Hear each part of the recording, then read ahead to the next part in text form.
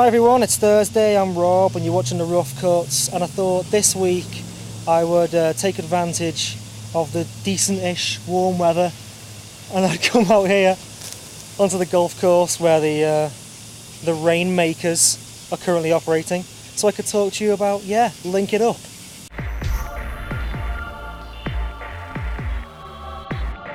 So for those of you who haven't seen it, The Rainmaker is a courtroom drama.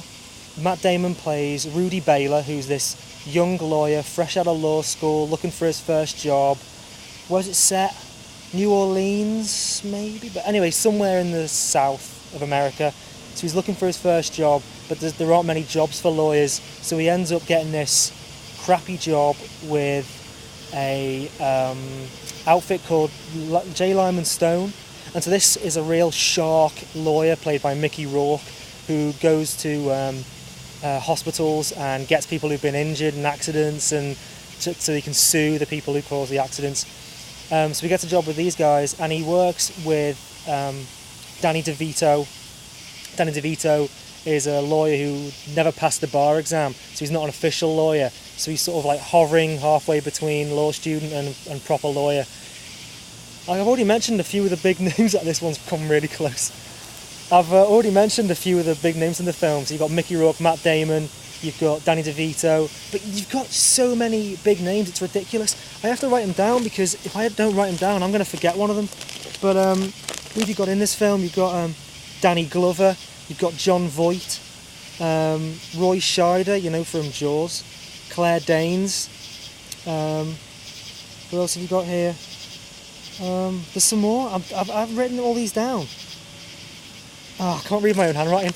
But I think there's even more. There's probably even more that I've forgotten than that. It's ridiculous. The cast is stellar.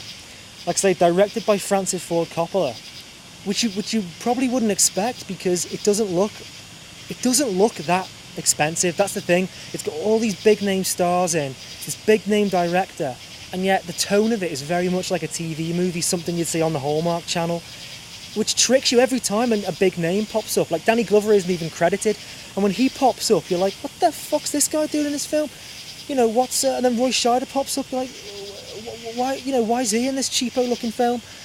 And there's no real obvious directorial voice to the film, do you know what I mean? It looks like it could have been directed by anyone. So at the end, when Francis Ford Coppola's name pops up, directed by Francis Ford Coppola, you're like, what, seriously? So, jeez, it's getting closer. I better hurry up before it gets a bit any closer. Anyway, so the kind of story of the film, to get a bit more into detail about it, is that Matt Damon is defending this family who the son's got leukemia, and they had like a insurance policy in. And it was supposed to cover the kid for his leukemia, but the insurance company doesn't want to pay out. But they're a really rich insurance company. So Matt Damon is like this one-man team. Well, it ends up being him and Danny DeVito going up against this massive corporation with these big-name lawyers. One of them, John Voight, and they've just got this shitloads of money behind them, but they're in the wrong, and Matt Damon's in the right. So he sort of like fights against this big corporation, and we'll see whether he wins or not by the end. It's not hard to follow. It's a really simple story. There's not complicated lore in it. It's funny as well. That's the thing too. It's not just like dead serious the whole way through. Danny DeVito's hilarious, of course, as always. And a lot of the humour comes from just people getting beaten against the odds. So you see the big name lawyers getting embarrassed, and that's funny too. So I think one of the reasons it looks like a kind of cheapo TV movie, it hasn't got a filmic quality to the picture, but I think the main issue is with the music. The music's pretty crap. I forget the name of the guy who composed the music, but I think it's a big name composer, and yet it's a really naff, really cruddy score, and that really sort of makes it seem a lot cheaper than it really is. Anyway, that's enough of me talking about it. I think it's time for me to leave it for the week. Oh, I also wanted to say welcome to Tom, who's the new rough cutter on Wednesdays.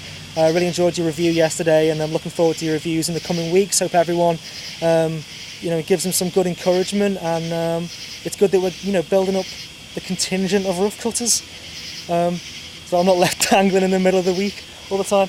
Anyway, I'm going to enjoy the rain now, and I'll check you next week, buddos.